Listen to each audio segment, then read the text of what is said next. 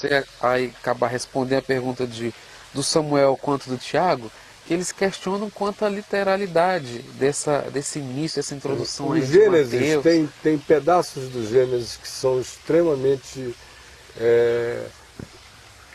a linguagem é uma linguagem mítica. Uhum. Os 3 primeiros capítulos do Gênesis são claramente bem míticos, até porque eu acho que o que as pessoas não entendem é que não dá para descrever um ambiente tão primal, uma experiência tão primitiva, uma experiência tão psicológica, porque aquela experiência, antes de qualquer coisa, foi uma experiência psicológica, porque ela se repete todo dia, em cada um de nós. Não dá para descrever uma experiência tão original, tão primal, tão psicológica, sem a linguagem mítica. Porque sem a linguagem mítica, ela se transformaria numa experiência de um indivíduo. E não teria nunca mais a sua aplicabilidade universal. Entendi. Mas é porque ela é descrita numa linguagem mítica que cada Pedro chega lá e diz eu sou Adão. Que cada Elmo chega lá e diz eu sou Adão. Que cada Anderson chega lá e diz eu sou Adão. Que cada Caio chega lá e diz eu sou Adão. Verdade. Que cada mulher chega lá e diz eu sou Eva.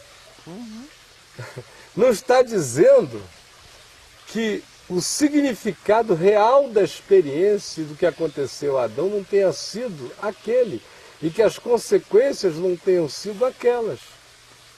Mas também está dizendo que a realidade daquela experiência pode ter sido exatamente daquele jeito, como não necessariamente precisa ter sido.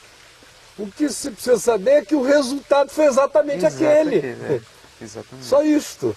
Aí quando você chega no capítulo 4, você começa a ver as coisas ficarem mais factuais. Mas ainda não tanto. Porque não se dá nenhuma explicação de com quem que cai em casa. Aquela organização de vida é muito súbita. Mostrando que de fato a narrativa não estava nem aí para ser um detalhamento histórico. Perfeito. Na hora que ela abre esses gaps, esses espaços, o que ela está dizendo? Eu estou interessado em descrever os pilares desse significado. É isso. Ela está obviamente dizendo isso. Quando ela não se importa em dizer com quem que ele casou. Se ela tivesse essa preocupação, se ela quisesse ser um livro narrativo, ela ia contar uma história minuciosíssima. Assim como ela não é minuciosa nas genealogias. Aquelas genealogias têm furos.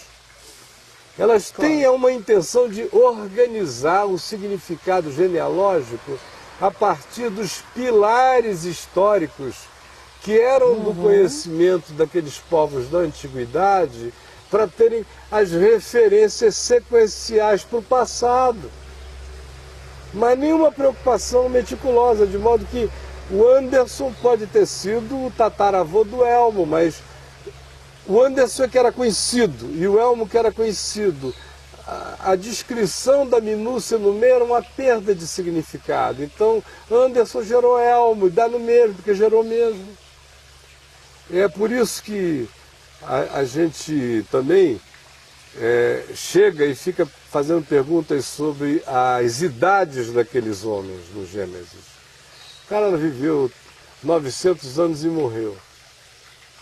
Aí, isso não pode ser literal, tem que ser metafórico.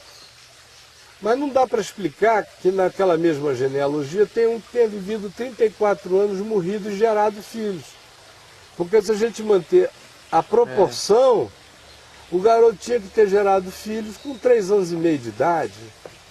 Então, você tem que ter um mínimo de bom senso na leitura e ver qual é a intenção da Bíblia em cada uma dessas coisas. Eu, por exemplo, não tenho nenhum problema com as idades. E não tenho nenhum problema com a admissão dos gaps. Assim como no Evangelho de Mateus, aquela genealogia de Jesus toda organizadinha, está furada. Que diz que de Abraão até Davi foram 17, de Davi até o exílio 17 gerações, do exílio até Jesus 17 gerações. Não foram. Houve períodos com 3 a mais, 2 a menos. Qual era a intenção? É que a gente não pensa com a mentalidade antiga. A mentalidade antiga era dizer, olha, tudo isso faz sentido. Era só isso que eles estavam tentando dizer. Simples assim. Tem um significado nessas coisas. Então, no capítulo 4 do Gênesis, você já começa a ver a mescla de arquetipia com narrativa.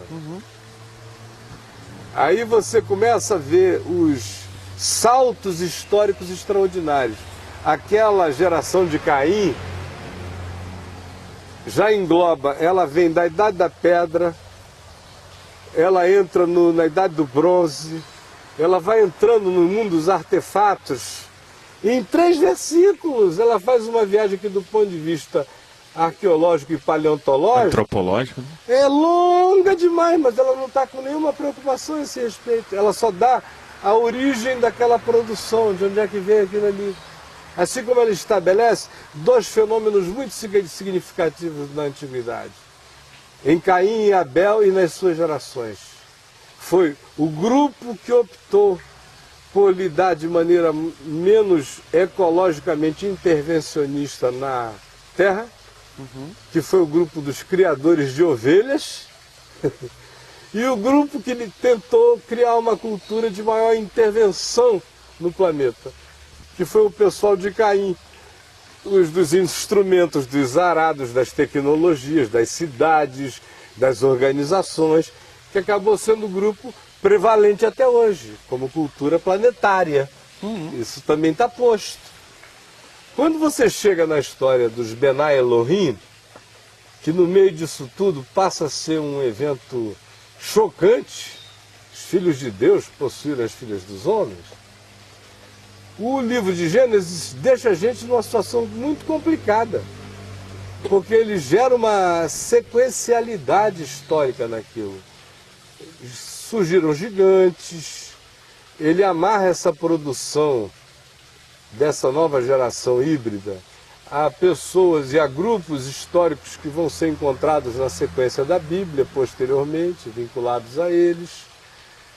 Diz que houve uma alteração física, que eram pessoas de uma estatura monumental, e diz que aquilo trouxe um poder de dominação e de superioridade a eles, não só pela força, mas pelo poder mental e de controle mesmo, que eles se tornaram os donos da antiguidade, em razão do que todo o caminho humano foi pervertido na Terra. Aí vem a história do dilúvio, que carrega elementos de uma simplicidade de narrativa mítica, mas que hoje dificilmente você encontra arqueólogos na Terra e antropólogos na Terra dizendo que o dilúvio é uma narrativa mítica.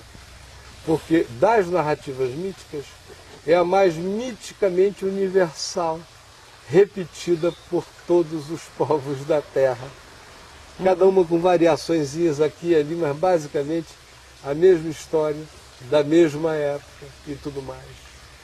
E a gente poderia ir prosseguindo, de modo que quando você chega em Abraão, a história vai ficando bem histórica e narrativa. Narrativa com épocas, com anos sendo contados, porque é a história de um indivíduo. E assim a sucessão dos patriarcas. Mas quando à medida em que você vai entrando já no livro de Josué, aí a ênfase jornalística do estilo vai mudando. Quando você vai entrando no período dos juízes, aí a narrativa é sinteticamente jornalística. E vai. Quando você faz a mudança para Samuel, aí vai ficando mais minuciosa de tempos, cronologias. Quando você entra em Reis, Samuel, né, e Crônicas, aí Crônicas já abusa dos detalhamentos. Mas esses livros foram sendo organizados. Assim como, por exemplo, o livro de Salmos. Não era assim, ó, produzir mais um, encaixa aí, ó. Qual é o número? 34, esse aí. Não foi nada disso não. Essa Ou vamos organizar aqui, bota os números pra frente. Tempos depois. Isaías. Isaías não sentou ali e ficou psicografando igual um Chico Xavier da vida. Há muitos textos no livro de Isaías que foram escritos pelo profeta Isaías.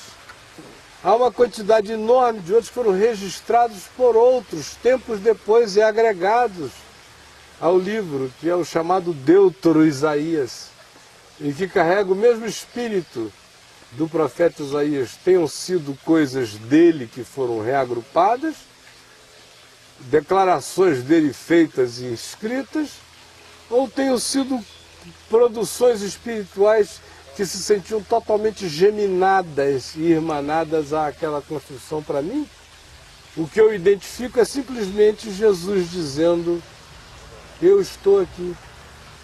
Então, se o nome do cara era Isaías ou era assim, Zezinho das Candangas, não me interessa. Jesus disse: eu sou encontrado aqui. Hoje se cumpriu essa escritura. Hoje se cumpriu. Examinais as escrituras, porque julgais ter nelas a vida eterna, pois elas são as mesmas que testificam de mim. E os apóstolos não tiveram essa preocupação com pedigree. Apenas disseram: homens santos falaram da parte de Deus, movidos pelo Espírito Santo. E nos dias deles, eles viam pelo menos um homem santo falando da parte de Deus, movido pelo Espírito Santo. Porque é o que Pedro diz na sua epístola, quando defende Paulo, dizendo que os instáveis e corruptos de mente, corrompidos de mente, não compreendiam Paulo, faziam uma leitura conveniência anti-Paulo, não conseguiam alcançar a Paulo, e assim deturpavam o que ele dizia para a própria destruição deles. Queriam fazer de Paulo ou um ser que rejeitava toda a história passado, ou queriam fazer de Paulo um advogado de libertinagem só porque ele falava na graça. E Pedro diz: quem entendeu assim não compreendeu, quem entendeu assado está perdido. Não é nada disso. E afirma: e deturpa o nosso amado irmão Paulo, que escreve coisas difíceis de compreender, assim como eles também deturpam as demais escrituras.